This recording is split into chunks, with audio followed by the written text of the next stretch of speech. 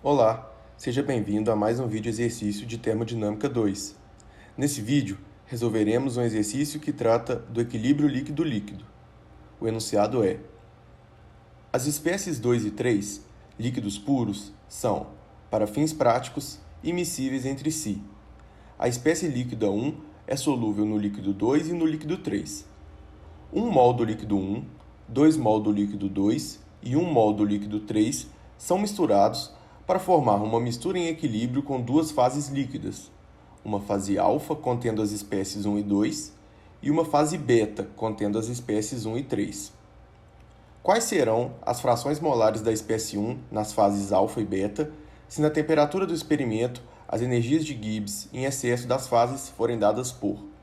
Então, a energia de Gibbs em excesso na fase alfa dividido por RT é igual a 0,4 que multiplica x1 e multiplica x2. E para a fase beta, a energia de Gibbs em excesso sobre RT é dada por 0,8, que multiplica x1 e multiplica x2.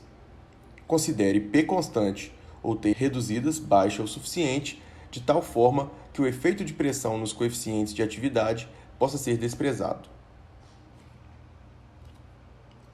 Primeiramente, temos que encontrar a equação do equilíbrio líquido-líquido.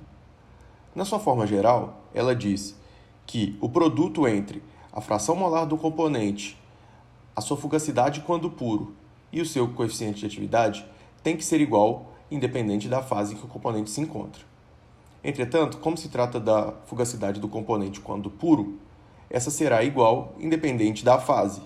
Logo, podemos fazer uma simplificação para que a equação se reduza para que o produto da fração molar do componente com seu coeficiente de atividade tem que ser igual, independente da fase. Assim, precisamos encontrar expressões para os coeficientes de atividades, γ1 alfa e γ1 beta. Para encontrar essas expressões, precisamos lembrar da definição do coeficiente de atividade e que podemos relacionar o logaritmo do coeficiente de atividade com as propriedades em excesso do seu componente. Dessa forma, basta utilizar as equações dadas para a energia de Gibbs em excesso para encontrar expressões para o coeficiente de atividade do composto 1 em ambas as fases. Note que escrevemos a equação do equilíbrio somente para o componente 1, uma vez que os demais componentes são insolúveis entre si e não estarão presentes em ambas as fases. O que faremos agora é manipular as equações dadas de energia de Gibbs em excesso para que fiquem dessa forma e então realizar a derivada em relação ao componente 1, para que possamos encontrar expressões para o coeficiente de atividade do componente 1. Assim, partindo da equação dada para a fase alfa, temos que substituir as frações molares por número de mols, a partir das seguintes expressões.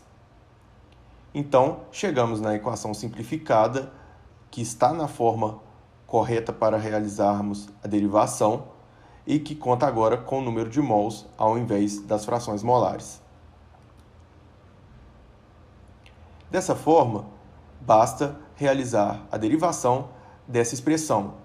Note que, ao realizar essa derivada, N2 é uma constante, visto que estamos derivando em relação ao componente 1. Assim, cabe utilizar aqui a regra do quociente para realizar essa derivada e, ao realizar todos os cálculos, chegamos à conclusão de que o coeficiente de atividade do componente 1 na fase alfa pode ser expresso pelo exponencial de 0,4, que multiplica 1 menos a fração molar do componente 1 na fase alfa elevado ao quadrado. De forma análoga para a fase beta, nós vamos encontrar uma expressão de que o coeficiente de atividade do componente 1 na fase beta é igual ao exponencial de 0,8, que multiplica 1 menos a fração molar do componente 1 na fase beta elevado ao quadrado. Então, podemos modificar nossa equação de equilíbrio para contar com essas duas equações que foram derivadas. Note que nós só temos uma equação, porém restam duas incógnitas: a fração molar do componente 1 na fase alfa e a fração molar do componente 1 na fase beta. Assim, nós precisamos encontrar uma informação adicional para ter outra equação que relacione essas duas incógnitas e torne o problema possível de ser solucionado. Para encontrar essa equação extra, vamos utilizar as informações do número de mols de cada componente que foram dadas. Nós sabemos que esse sistema se dividirá em duas fases e que na fase alfa não haverá nada do componente 3, enquanto que na fase beta não haverá nada do componente 2. Dessa forma, nós podemos escrever as frações molares do componente 1 de uma forma alternativa, sendo que todo o componente 2 estará na fase alfa e todo o componente 3 estará na fase beta. E nós sabemos ainda que o somatório do número de mols do componente 1 nas duas fases tem que ser 1, que foi o total desse componente que foi alimentado no sistema. Agora, nós temos então duas equações.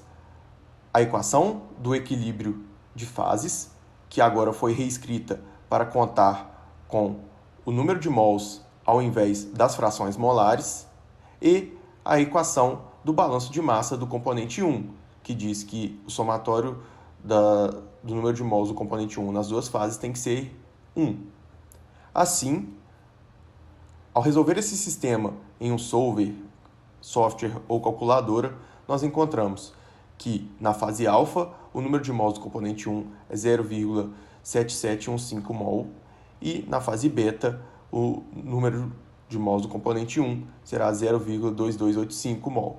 Repare que a soma desses dois valores é igual a 1 mol, como deve ser para que seja satisfeito o balanço de massa.